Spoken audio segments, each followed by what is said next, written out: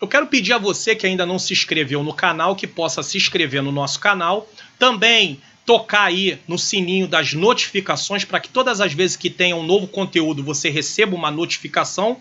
Curta também esse vídeo e aproveite e compartilhe, porque eu tenho certeza que vai poder edificar também outras vidas em nome de Jesus. A paz do Senhor.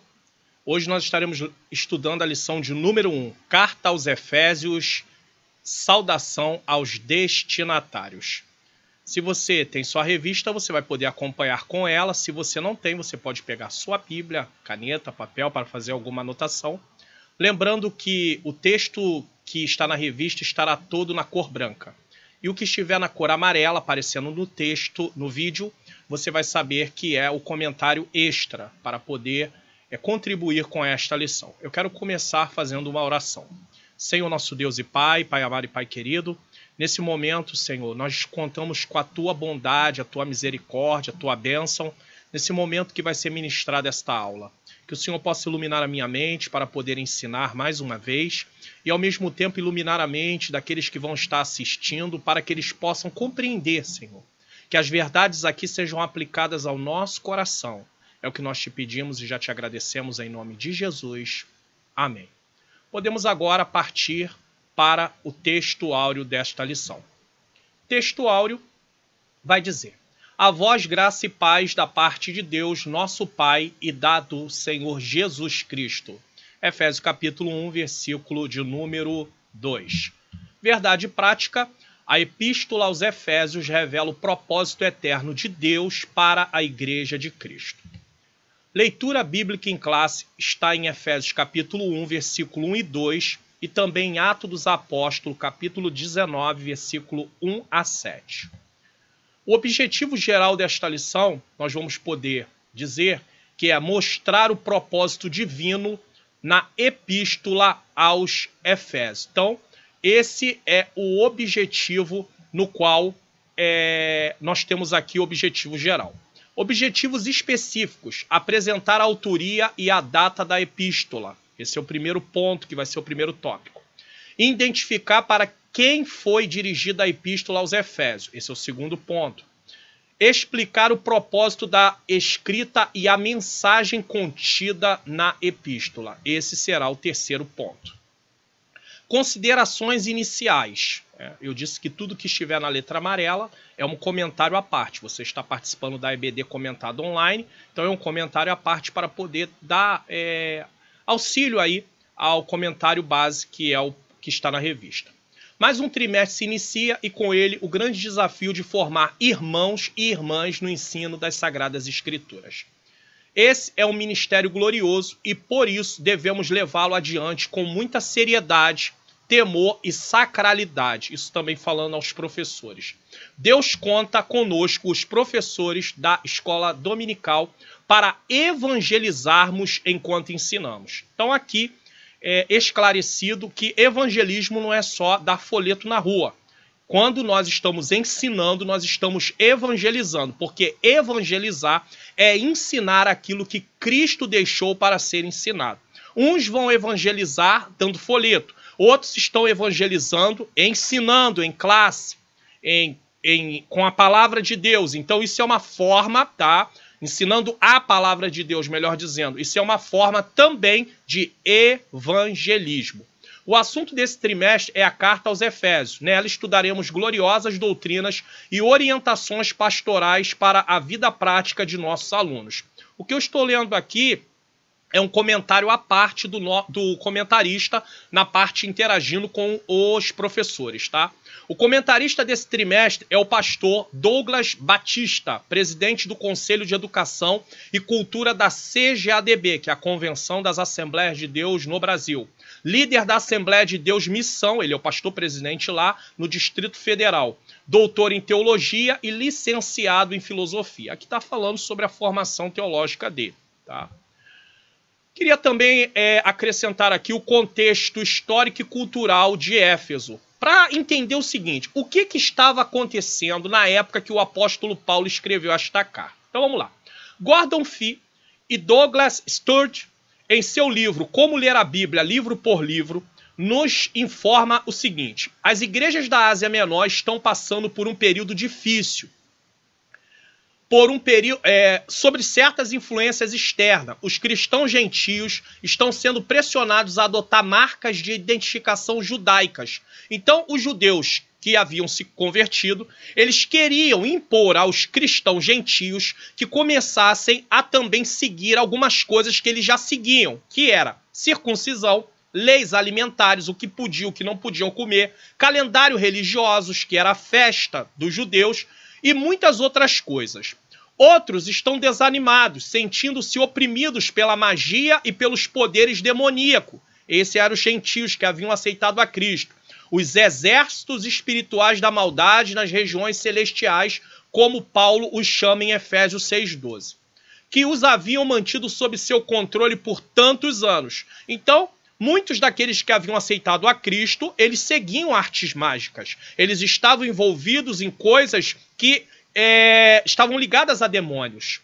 Enquanto Paulo está na prisão, pensando sobre essas coisas e refletindo sobre a grandeza de Cristo, como expressa na sua carta aos Colossenses, seu coração se inspira e ele escreve aquilo que vê como encorajamento para essas igrejas. Então aí está o contexto. Gentios que estavam passando por situações difíceis por causa de cristãos judeus que queriam impor a eles que viesse seguir circuncisão, leis alimentares, festas. Por outro lado, eles lutavam também com essa questão das práticas antigas, magia, ocultismo, práticas ligadas aos demônios. E o apóstolo Paulo é dentro desse contexto que ele vai escrever a carta aos Efésios. Introdução. A epístola aos Efésios é denominada a coroa dos escritos de Paulo. É ainda a rainha das epístolas. Isso aqui é uma nomenclatura, é um título que se dá, tá? Nela, o propósito eterno de Deus para a igreja está revelado por meio de Cristo Jesus. Nesta lição estudaremos os aspectos introdutórios e as principais abordagens doutrinárias da epístola. Durante esse estudo, o conteúdo da epístola deve nos levar à adoração a Deus e ao aperfeiçoamento de nossa vida cristã. Então ele coloca aqui duas coisas que precisam acontecer de forma prática. Primeiro, adorar a Deus. E segundo, um aperfeiçoamento na nossa vida, um crescimento espiritual. Porque de nada adianta se eu estudar as escrituras se eu não tiver em mente que Deus venha transformar a minha vida, que as verdades que eu estou aprendendo sejam aplicadas à minha vida. A primeira lição desse trimestre tem por objetivo apresentar a epístola aos Efésios de forma panorâmica, da seguinte forma. Então essa epístola, essa lição, ela é uma introdução à carta aos Efésios, tá? Então ela vai apresentar autoria e data, a questão de quem são os Efésios, o contexto sociocultural da cidade e a inserção da igreja nela. E, finalmente, o porquê de o apóstolo escrever a carta para os crentes efésios. Quero aproveitar essa oportunidade e indicar alguns livros que tratam de um resumo, ou de uma introdução, ou de um panorama de cada livro ou carta da Bíblia. Então, o que acontece? É muito comum, nesse caso, as pessoas quererem saber por onde começarem a estudar. Os livros que eu vou apresentar aqui, eles são livros, entenda isso, que vão fazer um resumo, um panorama, ou dos livros ou das cartas da Bíblia. Eles não vão explicar versículo por versículo, eles vão falar de forma panorâmica, como um todo, porque todo estudo, ele deve começar do todo para as partes. Se eu começar das partes para o todo, eu não vou entender do que está se tratando aquele livro ou aquela carta. Mas quando eu tenho o todo, aí tudo estará girando em torno daquele tema principal. Então, eu vou estar aqui apresentando alguns livros que vão ajudar. O primeiro livro que eu quero apresentar aqui é o livro Através da Bíblia, livro por livro, de Mai Pirman. Ele é da editora Vida. Ele é um livro que vai ajudar nisso. Eu vou apresentar 4 opções. Você pode adquirir um, você pode adquirir 2, porque cada comentarista tem uma abordagem diferente. Mas todos eles fazem parte da mesma classe de livros, tá? Então, esse aí é o primeiro livro, no caso, que eu estou apresentando, tá? De Mai Pirman. O segundo livro que eu estou apresentando é Como Ler a Bíblia livro por livro, que já comentei, tá? É de Gordon Fee, tá? E também de Douglas Sturge. Esse é o segundo livro. Nós temos aqui uma terceira opção, que é Panorama da Bíblia. Esse livro aqui é da CPAD, é um bom livro. Nós já fizemos, inclusive, na nossa igreja,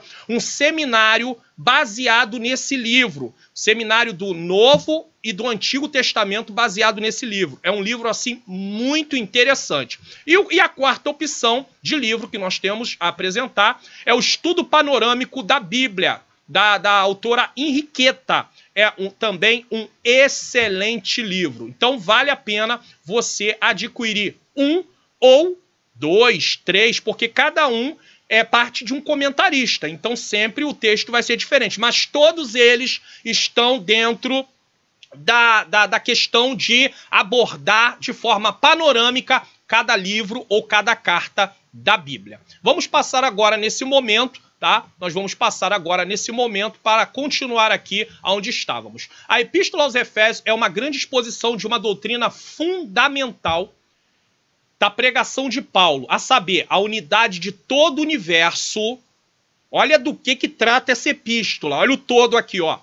A unidade de todo o universo em Cristo. Tudo sendo reunido e concentrado em quem? Em Cristo. A unidade do judeu e gentil em seu corpo. Corpo de quem? Cristo. A igreja e o propósito de Deus nesse corpo para o tempo presente e a eternidade. O que Deus tem para a igreja hoje e o que Deus tem para a igreja no futuro. Então a carta ela vai falar do que Deus quer para a igreja hoje e do propósito de Deus para a igreja no futuro. A epístola é dividida em duas seções, doutrina do capítulo 1 ao capítulo 3 e a prática, capítulos 4 ao capítulo 6. Não adianta nada haver ensino se não houver como colocar o ensino em prática. Então o apóstolo primeiro ele fala do ensino, da doutrina, e depois ele vai tratar da parte prática. Na primeira sessão, Paulo expõe a grandeza e a glória da vocação cristã, tá? Finalmente ensina que uma vocação santa exige uma conduta santa. Deus nos chama numa vocação santa. Então precisamos ter uma conduta santa. E Paulo dá exemplos de como ter uma conduta santa na parte prática do capítulo 4 ao capítulo 6. Isso é interessante. Ele apela para que os seus leitores, a fim de que se elevem às mais altas dignidades da sua missão. Esta igreja precisa demonstrar em si a plenitude da vida divina, vivendo a vida de Deus. Então ela precisa viver a vida de Deus, imitando o caráter de Deus, usando a armadura de Deus, lutando nas batalhas de Deus, perdoando como Deus perdoa, educando como Deus educa, e tudo isto para que se cumpra a obra mais ampla pela qual Cristo há de ser o centro do universo. Isso é maravilhoso. Vamos agora ver a imagem com o esboço da carta aos Efésios. No esboço nós temos o seguinte, esboço da Epístola aos Efésios, parte 1. Gloriosas declarações teológicas a respeito da redenção, capítulo 1 ao capítulo 3. Saudação, capítulo 1, do 1 ao 2. A preeminência de Cristo Jesus na redenção, capítulo 1, versículo 3 a 14. A oração apostólica pelo esclarecimento espiritual dos crentes, capítulo 1, do 15 ao 23. Os resultados da redenção em Cristo, capítulo 2, 1 ao 3, 13.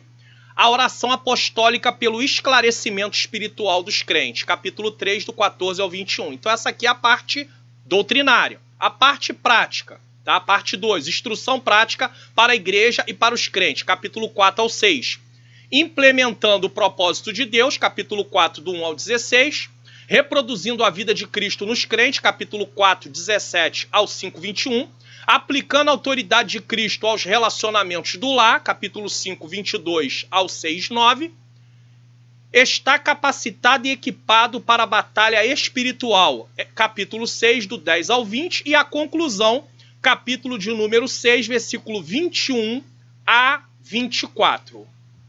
Então, nós agora podemos dar prosseguimento depois de entendermos aí o esboço da carta. Tópico 1, autoria e data. Subtópico 1, autoria. Conforme o costume da época, o autor inicia a carta declarando sua identidade. Paulo, apóstolo de Jesus Cristo. Capítulo 1, versículo 1, parte A. O livro de Atos menciona que ele se chama Saulo, nome hebraico. Então, quando a Bíblia fala de Saulo, é porque é o nome hebraico que havia, que ele tinha. Mas que também era conhecido como Paulo, Atos 13, 9. Em hebraico, Saulo significa solicitado. Provavelmente uma homenagem a Saul, provavelmente, não há provas, provavelmente uma homenagem a Saul, o primeiro rei de Israel que pertencia à mesma tribo do apóstolo, Atos 13, 21 e Filipenses 3, 5. Já Paulo significa pequeno, era o seu nome romano, Atos 22, 25, diz: e quando o estavam atando com correias, disse Paulo ao centurião que ali estava: é-vos lícito açoitar um romano sem ser condenado? Então, ele tinha um nome no qual judeu, Saulo, e ele tinha um nome romano. Saulo era o nome dele, hebraico, nesse caso.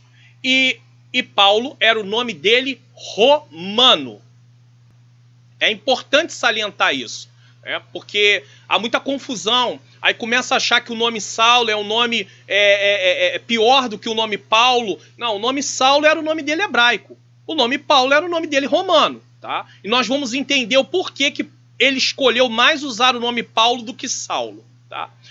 O reverendo Hernandes Dias Lopes, em seu livro Paulo, o maior líder do cristianismo, fica aqui uma outra dica de livro, nos dá algumas informações sobre Paulo.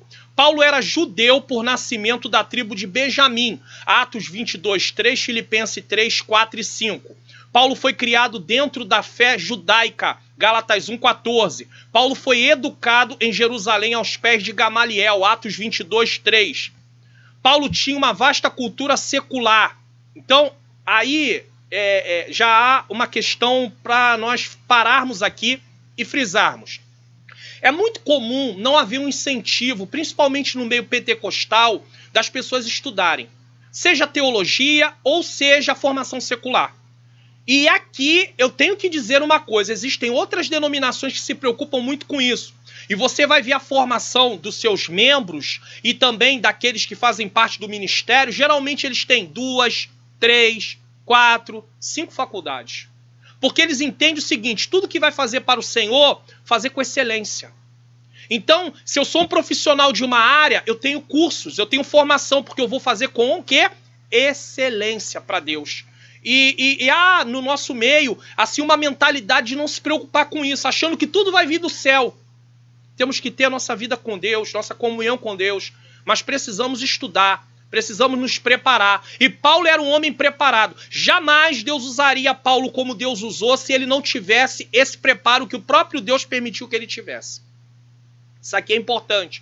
Tem pessoas que querem ser enviadas, mas cadê o preparo? Cadê o estudo? Como é que Deus vai te colocar em determinados lugares se você não tem o devido preparo para isso? Não, mas Deus vai me capacitar. Mas você precisa fazer sua parte. A sua parte é estudar, se preparar. Como é que você vai entrar, vamos dizer, da parte do trabalho secular? Como é que você vai entrar numa multinacional se você não tem formação nenhuma?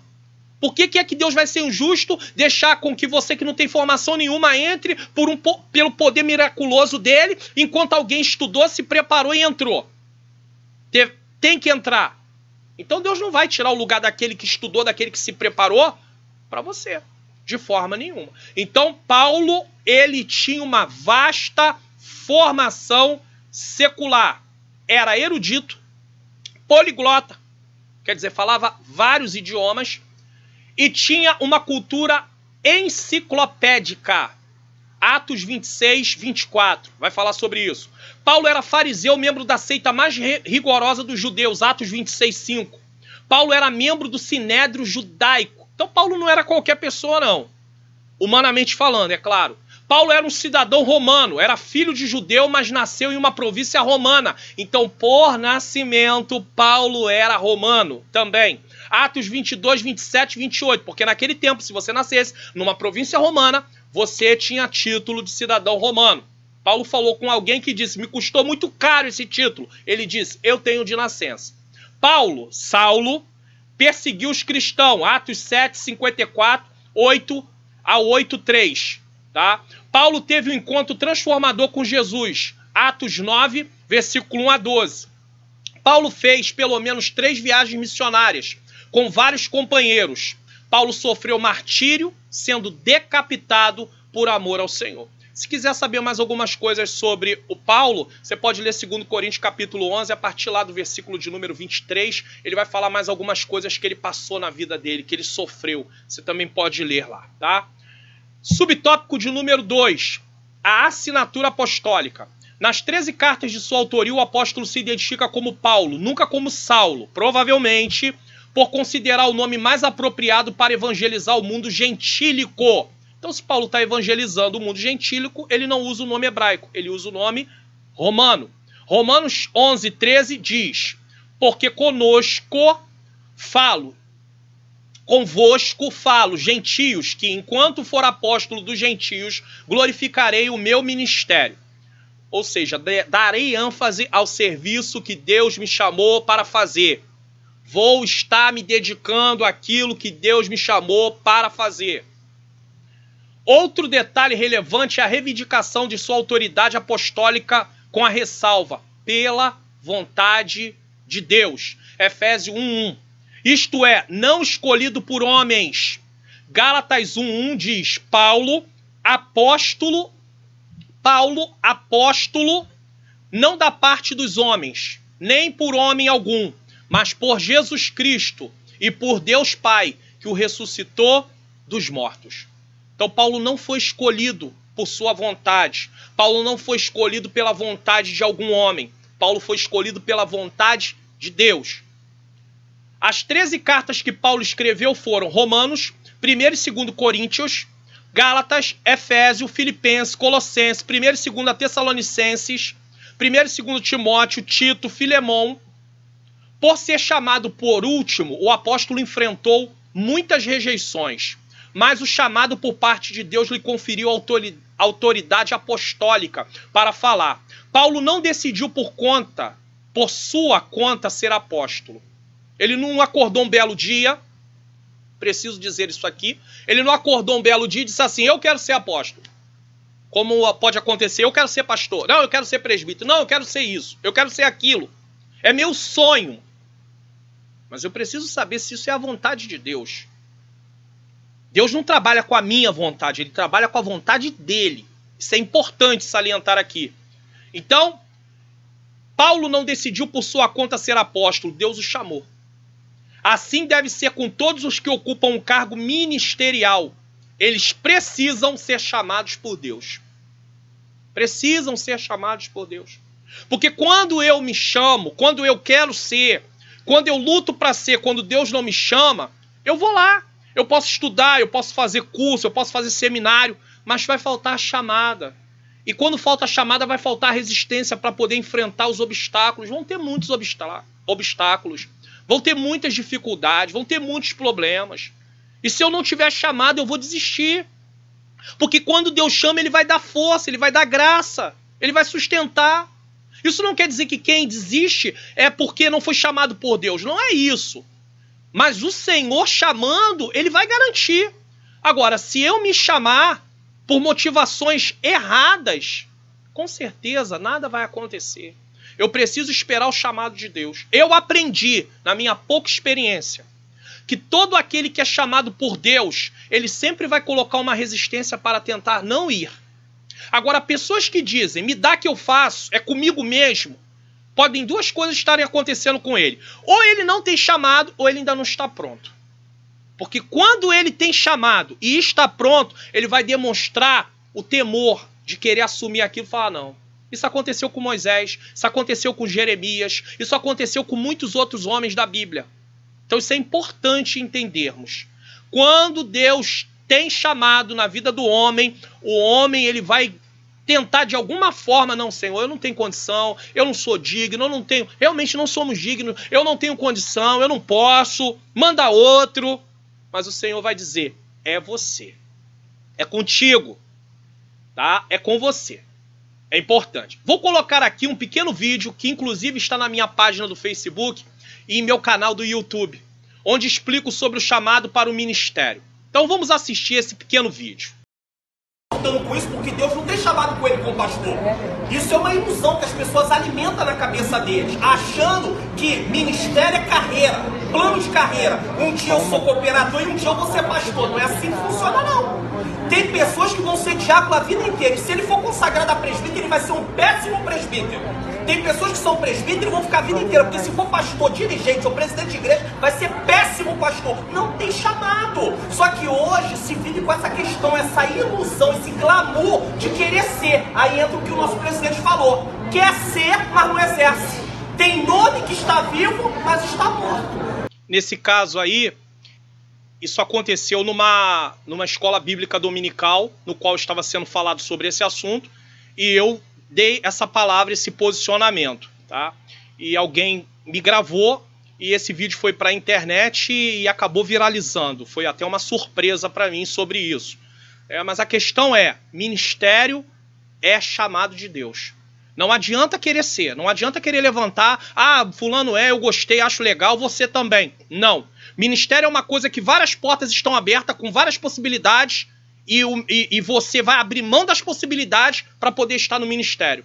Ministério não é uma coisa que você não tem nenhuma possibilidade e só tem essa aqui. Então eu vou ser pastor. Não, então eu vou ser presbítero. Então eu vou ser evangelista. Não, não, não, não, não.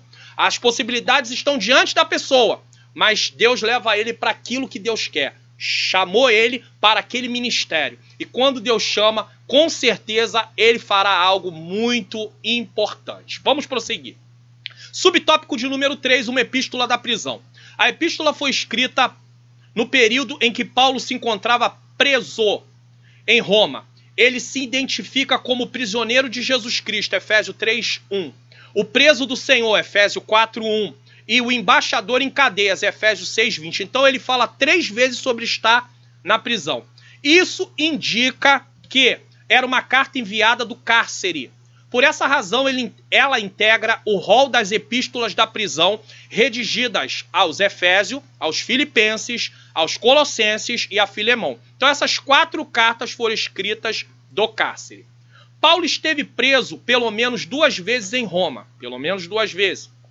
Acredita-se que esta foi a primeira prisão em Roma, que foi uma prisão domiciliar. Enquanto estava em prisão domiciliar por 2 anos em Roma, do ano de 60 a 62 a.C., mais ou menos essa data. Paulo tinha permissão para receber visitas e pregar o evangelho. Foi nessa época que ele escreveu as epístolas da prisão, como já foi dito. Colossenses, Efésios, Filipenses, Filemão. O livro de Atos dos Apóstolos, inclusive, termina falando sobre esta prisão. Tá? Subtópico de número 4. Data. De acordo com Atos, após realizar 3 viagens missionárias e implantar igrejas na região do Mediterrâneo, Paulo esteve na prisão domiciliar por cerca de 2 anos. Atos 28, 30. Entre 60 e 62 depois de Cristo, aproximadamente. A partir dessa premissa, a data provável da redação da epístola aos Efésios ocorreu por volta de 61 e 62 depois de Cristo, tendo Tíquico como seu portador. Efésios 6, 21. É bom lembrar aqui que a cronologia bíblica é incerta, e por isso iremos encontrar divergências em relação à data que os livros do Antigo e do Novo Testamento foram escritos.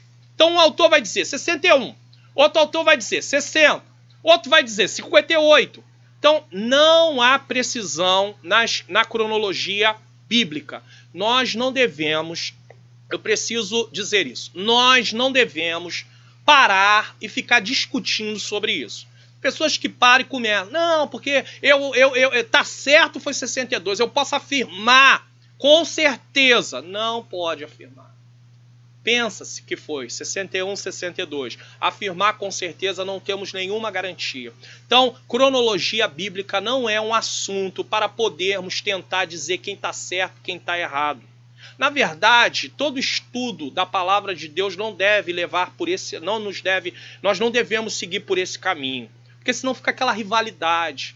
E nós não fomos chamados para esse tipo de coisa. Tá? É importante dizer. Vamos prosseguir? Síntese do tópico 1. O apóstolo Paulo é o autor da carta aos Efésios e sua data de autoria se dá por volta dos anos 61, 62 depois de Cristo, durante sua prisão em Roma. Tópico de número 2. Destinatários. Subtópico 1, a cidade de Éfeso. Fundada por volta de 1050 a.C., tornou-se num centro político, comercial e religioso da Ásia Menor, atual país da Turquia. Vamos ver o mapa. Ó, nós temos aqui, tá? E aí tá aqui a Turquia, pontilhado aí de vermelho no cantinho aí da tela, do seu lado esquerdo, tá? Antes aí da minha imagem. Então você tem aí do lado, tá? Ó, você tem aqui, ó, você pode ver do lado aqui é a Turquia, aonde está localizado. Então, Éfeso era nessa região anteriormente, tá? Podemos prosseguir em relação a isso, seguindo aqui. Era uma cidade litorânea cujo porto desaguava no mar Egeu. Sua rua principal era pavimentada em mármore, com colunas trabalhadas em ambos os lados. Era considerada uma metrópole. O que é uma metrópole? É uma capital ou cidade principal de país, estado ou província, com cerca de 500 mil habitantes. Aí, para fazer uma comparação, isso quer dizer que tinha o número de habitantes parecidos com Niterói, aqui no Rio de Janeiro, Belford Roxo, Campo dos Goitacazes, São João de Meriti. Aproximadamente como estado brasileiro, parecido com Roraima, que tem 600 e poucos mil habitantes. Aproximadamente, só para você ter uma ideia. Tinha o maior anfiteatro do mundo, com capacidade para 25 mil espectadores. Vamos ver como era esse anfiteatro. Então nós temos aqui a cena, tá? Nós temos aqui a imagem do anfiteatro. Nesse caso, era desse jeito. É claro que aqui já está em ruínas e tudo, mas ainda dá para poder se perceber como era a imagem desse anfiteatro. Próximo dali ficava o estádio com a pista de corrida e a arena onde ocorriam as lutas entre animais selvagens, como também entre homens e animais. Era muito comum, né, jogar as pessoas na arena. E muitos cristãos passaram martírio em arenas, nesse caso. Prosseguindo. Subtópico de número 2, a religiosidade em Éfeso. A cidade abrigava o templo de Ártemis, era o nome grego usado, ou Diana, a deusa da fertilidade, era o nome romano, construída em mármore. Também podemos ver as imagens do templo e da deusa da fertilidade, nesse caso. Nós temos aqui a imagem. Esses vários seios que eles chamavam de seios justamente apontava para mostrar que ela era a deusa da fertilidade. Nós temos também a questão aí do templo, né, em relação a como o templo estava, era mais ou menos isso aí, tá? Essa imagem que você tem aí, nesse caso, tá? Você está vendo aí a imagem. Hoje está em ruínas, mas é uma forma de você verificar como era o templo da deusa Diana ou da deusa chamada Ártemis, nesse caso. Tá? Prosseguindo, a economia da cidade dependia dos milhares de turistas que a visitavam. Sua maior fonte de renda era o comércio de nichos de prata vendidos no templo, razão pela qual seus moradores ficaram alarmados com a pregação de Paulo contra a idolatria. Atos 19, 27 a 29 diz: não somente há perigo de que a nossa profissão caia em descrédito, mas também de que o próprio templo da grande deusa Diana seja estimado em nada, vindo a majestade daquela que toda a Ásia e o mundo veneram a ser destruída. Versículo 28. Ouvindo isto, encheram-se de ira e clamaram, dizendo: grande é a Diana dos Efésios. 29. E encheu-se de confusão toda a cidade, e unânimes correram ao teatro, arrebatando a Gaio e a Aristarco, macedônios, companheiros de Paulo na viagem. Paulo está pregando e eles agora se enfureceram. A estrutura econômica da cidade girava em torno da religiosidade deles. A deusa Ártemis, nome dela para os gregos, e Diana, nome dela, como já disse, para os romanos.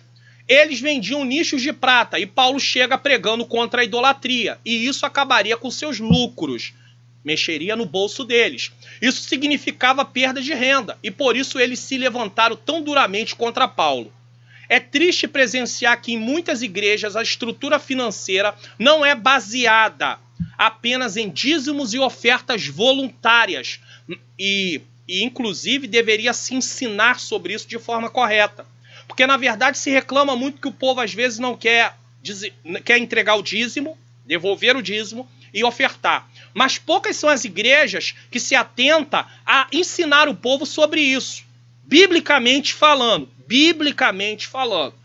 Usa-se muitas ameaças, muitas coisas que não deveriam ser usadas, porque a grande verdade é a seguinte. Eu vou precisar aqui até dizer o seguinte. Não adianta nada, espiritualmente falando, eu entregar o dízimo com meu coração fechado. Espiritualmente falando, a igreja recebe, a obra de Deus é beneficiada, mas em relação a mim, nada acontece. Não adianta nada eu entregar a oferta coagido, ou a base de troca, aprendendo, não adianta nada. Por quê? Porque a igreja recebe, o cofre da igreja, né? A igreja, as finanças da igreja recebe, mas o céu, vamos usar assim de forma figurada, não recebe. Ah, pastor, então se não recebe eu prefiro nem dar. Não, você precisa aprender por que está dando. Por que está devolvendo. Você precisa aprender, você precisa estudar sobre isso, para que você não faça uma coisa de coração fechado. Porque isso não é agradável a Deus. É preciso entender que quando eu oferto e quando eu entrego o dízimo, eu estou como prestando uma adoração a Deus, reconhecendo quem Ele é, o que Ele faz nas nossas vidas, tá? Então, prosseguindo, apenas em dízimos e ofertas voluntárias, mas em venda de água, tijolos, toalha, vassouras e um monte de coisas que levam as pessoas a acreditarem que usando aquilo haverá solução para os seus problemas. As pessoas são enganadas, fazem comércio delas e a Bíblia fala sobre isso muito claro. E ai daqueles que se levantarem para pregar contra essas práticas de sincretismo religioso, que é trazer para o culto coisas que não fazem parte do culto. Em nome do lucro, estão levando as pessoas às velhas práticas que tinham antes de conhecerem o Evangelho. Isso é pecado. Isso é pecado. E Deus pedirá conta de tudo isso. Porque eu não posso levar as pessoas às velhas práticas em nome do lucro. Mas é o que está se fazendo. Vendendo as coisas e dizendo para as pessoas que elas vão ser abençoadas por ter aquilo. E isso não pode ser feito. Prosseguindo. Subtópico 3. A igreja de Éfeso. Paulo evangelizou a cidade e seus arredores durante 3 anos. Atos 20, versículo 31.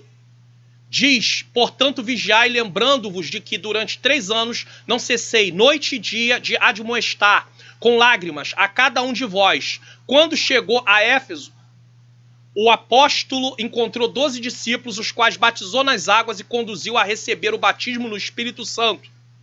Orou. Atos 19, 5 a 7. Em seguida evangelizou os judeus na sinagoga por um espaço de 3 meses. Atos 19, 8 diz... E entrando na sinagoga falou ousadamente por espaço de 3 meses, disputando e persuadindo-os acerca do reino de Deus. Onde o apóstolo Paulo chegava, ele pregava o evangelho. Onde Paulo chegava, ele pregava o evangelho. Entenda isso. Pois foi isso que Jesus mandou seus discípulos fazerem em Mateus capítulo 28, versículo 19 e 20. Ensinando a guardar todas as coisas que vos tenho falado. Ele não anunciava suas ideias, e sim a palavra de Deus. Ensinava de forma constante, gradativa, progressiva, pois o texto acima fala de 3 anos e depois de 3 meses. É lamentável que os púlpitos de muitas igrejas estão sendo usados em diversas ocasiões para desabafos. Isso aqui é importante dizer. É lamentável que o púlpito de muitas igrejas estejam sendo usados em muitas ocasiões para desabafos, para lição de moral à parte, porque quando eu ensino a Bíblia, aí é a palavra. Agora, eu dar lição de moral à parte do texto que está sendo lido é lição de moral. Isso não é ensino da palavra. Achismos e muitas coisas que não são a palavra de Deus. É preciso haver coragem de quem pode tomar as devidas providências para combater tais práticas, como os apóstolos faziam, e entre eles o apóstolo Paulo. É preciso que quem pode tomar as devidas providências tome. Porque Deus também vai requerer de quem pode tomar as devidas providências e não toma. Permitindo que as pessoas, em nome de Deus, apresentem seus achismos, dê lição de moral nas pessoas, incitem revanchismo, jogando um contra o outro, quando Jesus manda amar, quando Jesus fala que o sinal do verdadeiro discípulo é o amor. Não pode aceitar isso não. Chama-se a parte, olha só, isso aqui não pode ser dito não. Nesse tempo de pandemia, muitos estão aproveitando as suas oportunidades para ofender os irmãos, que até alguns ainda não estão voltando. Chama de covarde, fala que não tem fé, fala que é desobediente. Com base em que Bíblia? Em que palavra? Em que texto da Bíblia está escrito isso? Não tem. Isso tudo são coisas da cabeça das pessoas. Como é que eu vou medir a vida de um cristão por 4 meses enquanto ele estava caminhando diante de Deus 10 anos? 5 anos? 20 anos? E eu agora me acho um super crente e vou taxar ele. Não tem fé, é desobediente, é covarde. Eu posso fazer isso? Não. Quando eu faço isso, eu estou fazendo em meu nome. Não é em nome de Deus que eu estou fazendo isso. Eu não tenho autorização de Deus para fazer isso. Eu faço de mim mesmo. E isso vai entristecer o Espírito Santo de Deus. Com certeza. Com certeza. É preciso pensarmos nisso. Tá? Prosseguindo. E como alguns judeus resistiram ao evangelho, o apóstolo voltou-se para os gentios pregando num salão alugado na escola de Tirano, Atos 19:9. O que aconteceu com Paulo acontece com o próprio Jesus. Em João 1:11 e 12 diz, versículo 11, veio para o que era seu e os seus não receberam. Versículo 12, mas a todos quanto receberam deu-lhe o poder de serem feitos filhos de Deus, e aos que creem em seu nome. Então, já que os judeus não quiseram ouvir, ele foi para os gentios. Pois o evangelho chegar até nós era propósito de Deus. Graças a Deus por ter tido compaixão de nós. Você pode dar um glória a Deus por causa disso? Em Éfeso, Deus usou Paulo poderosamente e a igreja crescia, pois até os lenços e aventais do apóstolo foram usados para curar os enfermos e expulsar demônios. Atos 19, versículo 12. Aqui eu preciso fazer um comentário, é claro, porque algumas igrejas, abusando do texto e criando um ensinamento no qual a Bíblia não está mandando criar, começou a vender coisas dizendo que aquilo tem poder também de operar alguma coisa na vida das pessoas. E a Bíblia não diz isso. Então vamos lá. Aqui é preciso fazer algumas observações. Primeiro, devemos entender que não foram os lenços e aventais de Paulo ou até a sombra de Pedro que curaram. Não. Não foi os lenços, nem os aventais, nem a sombra de Pedro que curava. Então o que curava? O poder de Deus através dos objetos e da sombra. Então o que curava era o poder de Deus através dos objetos, lenços e aventais, e através da sombra que curava, mas era o poder de Deus. Isso é importante dizer. Em segundo lugar, essa forma de operação foi única e não podemos criar um ensino baseado numa narrativa. Está se contando o que aconteceu. Num livro histórico. Atos é um livro histórico dentro do Novo Testamento. Conta a parte histórica. Então, narrando, há uma narrativa. Então nós não podemos criar uma doutrina a não ser que haja base para isso. sem que tais práticas fossem ordenadas em outras partes, principalmente no Novo Testamento. Por isso, querer repetir tais práticas, se aproveitando para isso, inclusive muitas vezes, da venda de objetos, é tentar acrescentar à palavra de Deus aquilo que jamais foi ordenado. Ah, tinha o avental de Paulo, tinha o lenço de Paulo. Foi vendido naquele tempo? Paulo estava vendendo avental? Paulo estava vendendo lenço? Não. Primeiro que ele não vendia, não estava sendo vendido. Então, primeiro que eu não posso repetir isso vendendo porque eu estou indo além do que está escrito. E segundo que não era o lenço nem o avental que curava, era o poder de Deus. E foi um momento específico. Foi um momento específico. Grandes líderes da igreja também passaram por Éfeso. Apolo ministrou ali e foi instruído por Priscila e Áquila. Atos 18, 24 a 28. Timóteo também foi designado para pastorear na cidade. 1 Timóteo capítulo 1, versículo 3. E segundo Irineu, do ano 130 a 202 depois de Cristo, bispo grego do primeiro século, o apóstolo João também liderou a igreja de Éfeso. Subtópico de número 4. A saudação epistolar. A saudação é a mais breve dentre todos os escritos de Paulo. Ele se dirige aos santos e fiéis em Cristo Jesus. Isto é, aqueles que foram separados e consagrados para ser propriedade exclusiva de Deus. 1 Pedro 2,9 diz: mas vós sois a geração eleita, o sacerdócio real, a nação santa, o povo adquirido, para que anuncie as virtudes daquele que vos chamou das trevas para a sua maravilhosa luz. Aqui encontramos menção de quem somos nós e para que fomos separados e consagrados, para que anuncieis as virtudes daquele que vos chamou das trevas para a sua maravilhosa luz. Esse é o propósito. Como está a nossa conduta cristã? Como é que eu, Mário Luna, estou me conduzindo? Estamos cumprindo o propósito de Deus ou apenas ostentamos posição de filhos de Deus?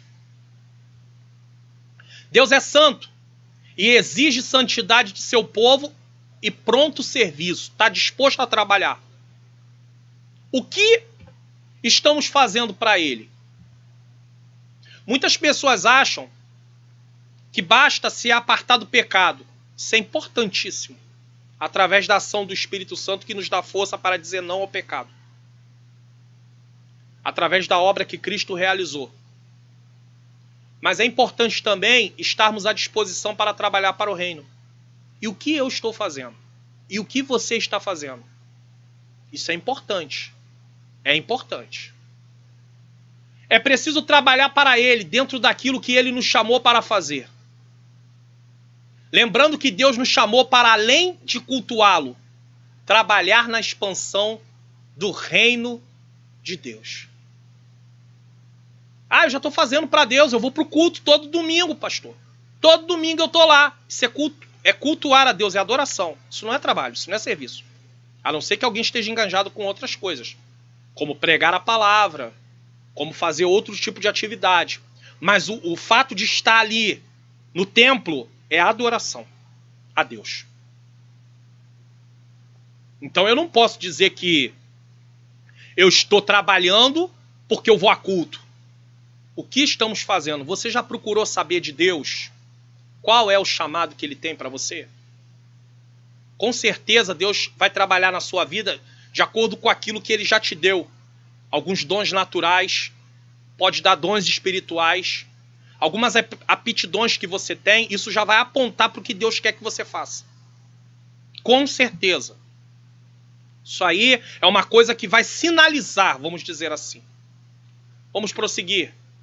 Paulo os cumprimenta com as palavras graça e paz, Efésios 1:2. Uma expressão que lembra o favor gratuito e imerecido de Deus. Devemos pensar mais sobre esse favor gratuito e merecido.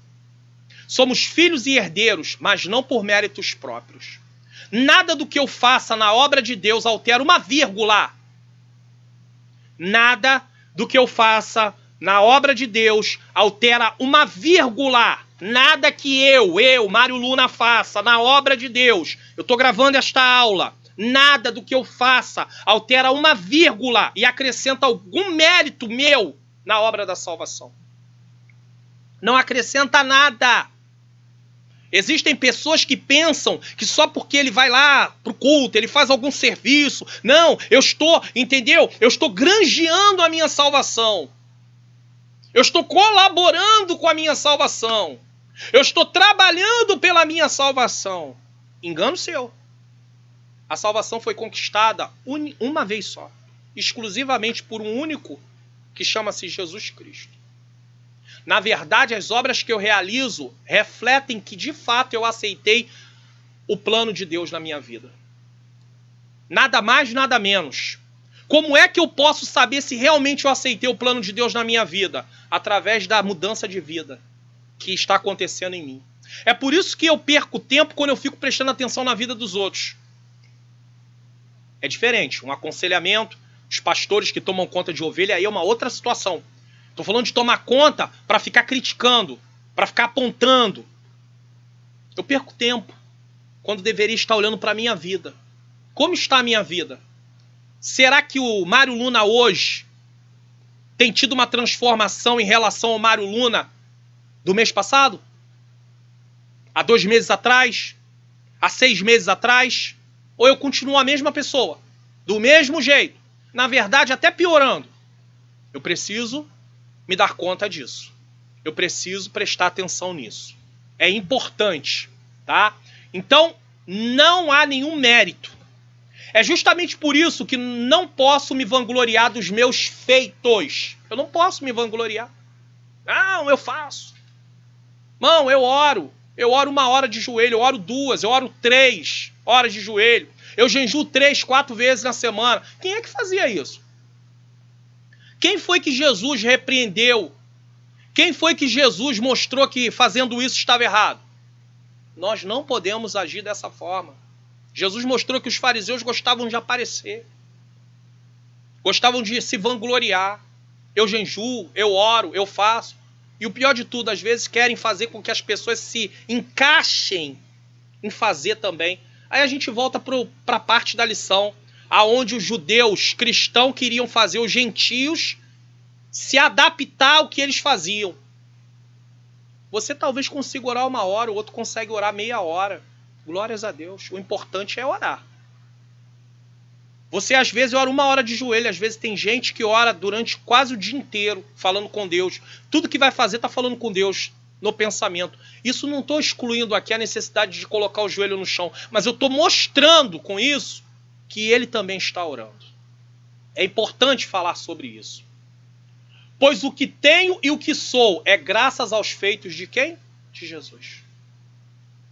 Quando eu entendo que tudo que tenho e tudo que sou é graças aos feitos de Jesus, eu não tenho como olhar ninguém por cima. Ó, não, eu não tenho como fazer isso não. Porque eu era tão devedor quanto ele. Eu era tão culpado quanto ele. Eu era tão condenado quanto ele. Isso me dá um entendimento de ver que são todos iguais. Mas às vezes eu me deixo levar pela minha fraqueza. E começo a me achar hiper importante.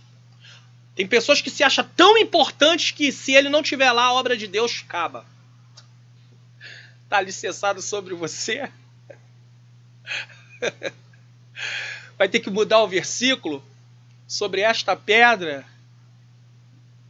Mário Luna, é você. Está edificado sobre você. Essa igreja local aqui está sobre você. Se não tiver você, acaba tudo. Então é o meu poder? É nas minhas forças? Não. É nas forças do Senhor. É através da ação do Espírito Santo. E esse Espírito Santo e esse Deus que foi lá e me libertou, pode ir lá pegar um cracudo, libertar e colocar para fazer a sua obra. Pode pegar uma prostituta, libertar e colocar para fazer a obra. Pode pegar um assassino, libertar e colocar para fazer a obra. Esse é o Deus que nós servimos. E ainda que eu ache que ele e ela sejam indignos, Quem vai dizer se pode ou não pode é o Senhor. É por isso que o chamado vem de Deus, não vem dos homens. Porque se o chamado viesse dos homens, eles teriam muitos problemas em relação a isso. Você não pode, porque você foi isso, isso, isso e isso. Você também não pode, porque fez isso, isso, isso e isso. Mas quem chama é o Senhor, quem capacita é o Senhor, quem equipa é o Senhor. Então eu não posso me vangloriar de nada. Eu não posso. Se ele não tivesse morrido em meu lugar, eu não estaria aqui. E nem existiria a igreja. E todos nós estaríamos ainda condenados. Vamos pensar nisso? Vamos pensar com bastante atenção? Vamos parar com esse negócio de nos acharmos muito importantes? Vamos parar de nos achar muito importantes? Achar que sem nós a obra vai acabar? Isso tudo é coisa do nosso coração. A obra vai continuar. Faça com amor, mas entenda. Faça o melhor, mas entenda. Todos somos iguais. Todos somos iguais. Todos somos iguais. Quanto aos destinatários, a maioria dos intérpretes considera que a epístola era uma carta circular destinada aos cristãos de maioria gentílica das muitas igrejas da Ásia, proveniente de Éfeso, a metrópole mais importante daquela região. Síntese do tópico 2. A epístola é considerada uma carta circular dirigida às igrejas da Ásia, a começar pela cidade de Éfeso, o centro político, comercial e religioso da época. Tópico de número 3, propósito e mensagem. Subtópico 1, o propósito.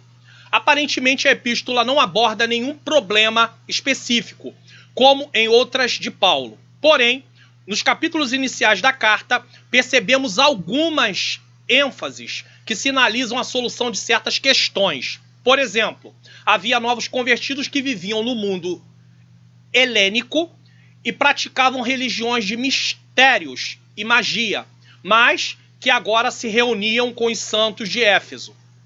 Não por acaso o apóstolo Paulo mostra àqueles crentes que Cristo está no controle do universo inteiro. Éfeso, capítulo 1, versículo 20 a 22. Também é possível perceber outro tipo de ênfase do apóstolo. O passado daqueles cristãos era marcado pela imoralidade bebedeiras. E tem gente achando que pode continuar na igreja dentro desse mesmo padrão. Então está falando aqui da vida passada. Como é que eu posso aceitar Jesus e continuar na imoralidade e na bebedeira? E achar que eu estou fazendo algo correto? Então não há transformação na minha vida. Eu continuo sendo a mesma pessoa. Eu acho que aceitei a salvação de Cristo, mas não aceitei. Eu continuo vivendo para as minhas vontades e para os meus desejos. Isso é importante dizer. Mas, uma vez salvos pela graça, eles deveriam adotar um novo estilo de vida em Cristo. Está aqui em Efésios capítulo 2, versículo de 1 a 10. Esse assunto é abordado, inclusive, nesta revista, na lição 5. Vai tratar desse capítulo 2, do versículo 1 ao 10. Libertos do pecado para uma nova vida em Cristo. Jesus nos chamou para uma nova vida, para novas atitudes. Destaca-se ainda uma preocupação com a unidade e a paz entre judeus e gentios cristãos, enfatizadas pelo plano universal da redenção, para ambos. Efésios capítulo 2, versículo de 11 a 18. Esse assunto é abordado também nessa revista, na lição 7. Cristo é a nossa reconciliação com Deus. Para enfrentar a primeira questão, Paulo expõe a santidade da vocação cristã, em contraste com a anterior condição pecaminosa deles, como pagãos. Para guardar-se contra a segunda, apresenta o Senhor Jesus fazendo paz entre judeu e gentio, pelo sangue de sua cruz, e fazendo dos dois um novo corpo. Em Cristo não há judeu nem gentio. Todos foram unidos em Cristo. Sobre essas premissas, então podemos considerar que uma das intenções do autor aos Efésios era a de atender às múltiplas necessidades da igreja, numa perspectiva pastoral. Por isso a carta é apontada por estudiosos como tratado teológico sobre a igreja, o corpo de Cristo. Em teologia, a matéria que estudamos sobre a igreja chama-se eclesiologia. Esta carta mostra-nos o grande mistério da igreja. A verdadeira igreja é o corpo de Cristo e os crentes são membros deste corpo sagrado do qual Cristo é o cabeça. O Pai não só preparou um corpo para Jesus Cristo sofrer por ele, mas preparou um corpo para ele, através do qual ele fosse glorificado. Pela igreja Jesus sofreu, pela igreja Jesus deve ser glorificado. Tudo que eu faço deve ser para a glória de Deus. Isso é importante. A palavra grega para igreja é eclésia, tá? Escrito aí de duas formas, que significa uma assembleia de pessoas chamadas para fora.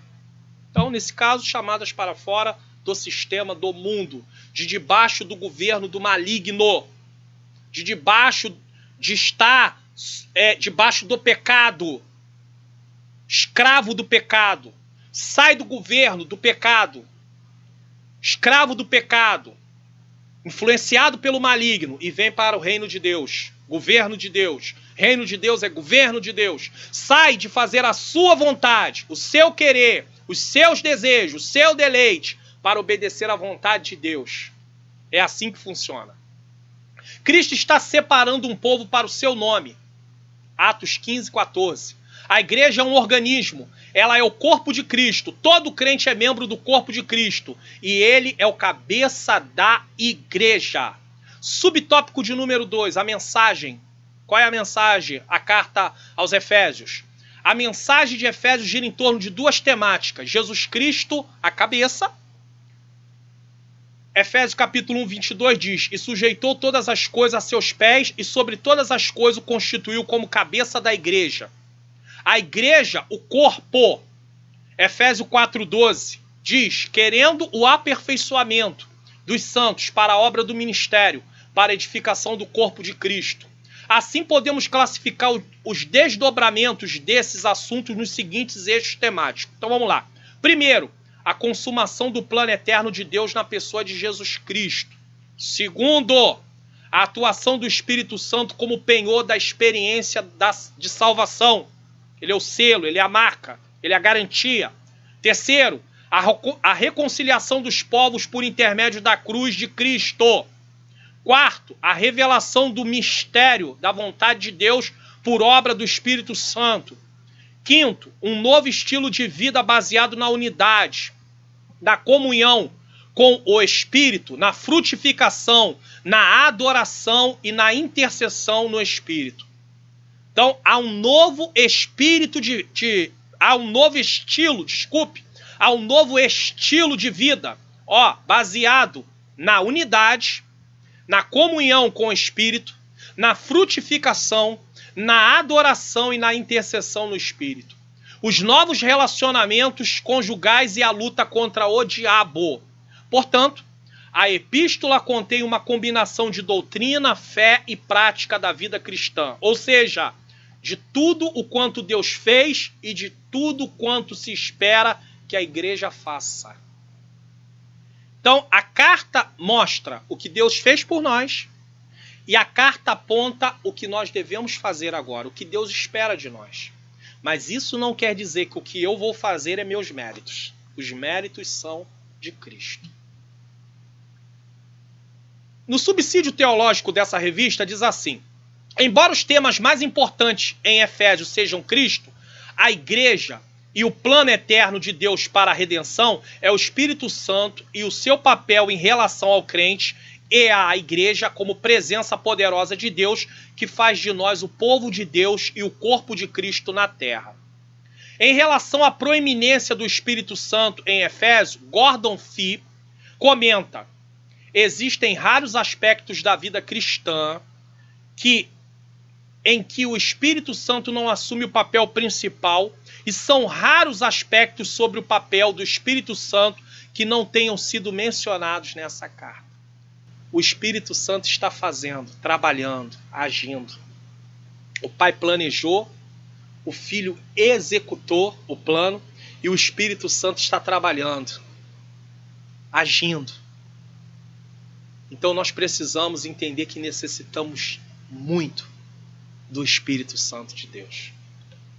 Síntese do tópico 3. A abordagem da carta gira em torno de duas temáticas. Jesus Cristo, a cabeça. A igreja, o seu corpo. Se Cristo é o cabeça e a igreja é o corpo, nós vivemos para obedecer a Cristo. Chegamos à conclusão para a glória de Deus. Se houve algum som ambiente, mais uma vez peço perdão, peço desculpa. A epístola revela um elaborado resumo da salvação e suas implicações para a vida cristã.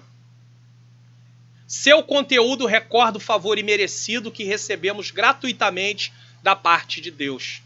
Suas exortações nos impelem a viver em santidade e alicerçados em Cristo, a cabeça da igreja, Efésios 1:22, a batalhar contra as forças das trevas. Quer aprender o que é ser igreja? Estude Efésios. Leia Efésios. Leia uma vez, leia 2 vezes, leia 3 vezes, leia 4 vezes, leia Efésios, estude Efésios. É importante saber o que é ser igreja, o que está preparado para a igreja. Riquezas espirituais. E nós estamos buscando coisas materiais, coisas terrenas. Enquanto tem muitas coisas que Deus reservou para os eleitos. Eleitos em Cristo. A predestinação ligada ao propósito de Deus para esses eleitos. Que é estudado na lição de número 3, se não me falha a memória. Deixa eu conferir aqui na revista se realmente eu tenho razão do que eu estou falando isso. Eleição e predestinação é estudado na lição de número 3. É importante dizer isso. Então, que venhamos continuar a pedir a Deus que Ele possa nos ajudar a ser igreja e a cumprir tudo aquilo que Deus tem de propósito para a nossa vida. Eu quero terminar com uma oração. Senhor, nosso Deus e nosso Pai, eu quero te agradecer, Senhor, por essa grande oportunidade de ter ministrado esta aula. Aplica essas verdades ensinadas no nosso coração e que possamos, Senhor, em nome de Jesus, continuar a obedecer e a fazer a sua vontade para a glória do teu nome, em nome do teu Filho Jesus. Amém. Que Deus continue abençoando a cada um de nós e até a próxima lição. Amém. Eu quero pedir a você que ainda não se inscreveu no canal, que possa se inscrever no nosso canal. Também tocar aí no sininho das notificações para que todas as vezes que tenha um novo conteúdo você receba uma notificação. Curta também esse vídeo e aproveite e compartilhe, porque eu tenho certeza que vai poder edificar também outras vidas em nome de Jesus.